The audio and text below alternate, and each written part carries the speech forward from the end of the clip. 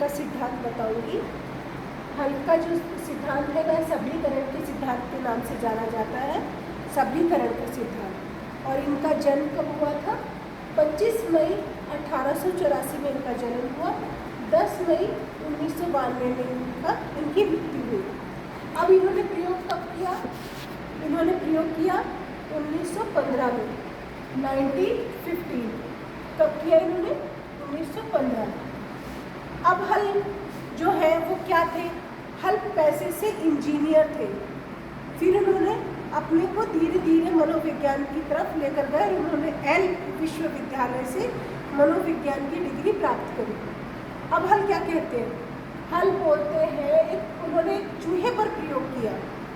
हल बोलते हैं हल ने आवश्यकता की पूर्ति पर बल दिया था कि जब व्यक्ति को आवश्यकता होगी तभी वह अनुक्रिया करेगा। यहाँ पर चूहे को लिया गया है, एक पहेली बनाई गई। क्या बनाई गई है? एक पहेली। अब उस पहेली में एक तरफ भोजन रखा है और एक तरफ उन्होंने पानी रखा है। अब उस बॉक्स में, उस पहेली में चूहे को यहाँ छोड़ दिया गया है।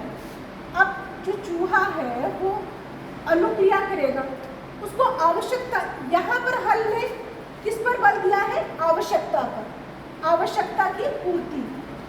जब आवश्यकता होगी तो जो पशु है, व्यक्ति है, वह उसकी तरफ भागेगा, दौड़ेगा। जैसे कि सबसे पहले मैं आपको एक उदाहरण बताती हूँ कि एक व्यक्ति है, एक व्यक्ति को बोला जाता है कि भाई तुम है ना ये खाना खा लो और ये क्रिया करने के बाद में मैं तुमको और खाना दूंगा। तो क्या वह अनुक्रिया करेगा? नहीं करेगा।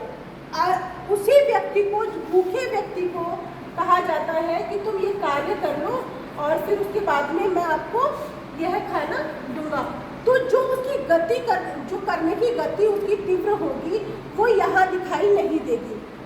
उसी तरह से यहाँ पर हल ने जो चूहे का प्रयोग किया है वह भोजन और पानी की तृप्ति के लिए किया है। अब चूहे को क्या है? किस चीज़ की आवश्यकता है? उसे भूख लगी है, उसे भोजन की आवश्यकता है। चूहा अनुक्रिया करेगा और चूहा घूमता फिरता हुआ जाके और अपने भोजन की तलाश में जाएगा। अब उसने भोजन कर लिया, अब यहाँ पर भोजन है, भोजन कर लिया, उसकी भूख शांत हो गई। अब चूहा अब उसको भूख नहीं लगी, अब वो क्या करेगा? यहाँ पर अनुक्रिया करेगा, उसको पानी की प्यास है। अब वह क्रिया करेगा और घूमता फिरता पानी की तलाश में घूमेगा और अनुक्रिया करेगा और उसको लास्ट में पानी मिल जाएगा और वह अपनी प्यास को शांत कर लेगा। इसका क्या मतलब है? हल क्या कहना चाहता है चूहे के द्वारा? हल कहना चाहता है जिस चीज़ की आवश्यकता होती है वह अपनी आवश्यकता की पूर्ति करने के लिए अनुक्रिया करता है। हल ये कहना चाहता है। अब अधिगम का आधार क्या है? अधिगम का आधार है आवश्यकता की पूर्ति। इस जो हल है उसने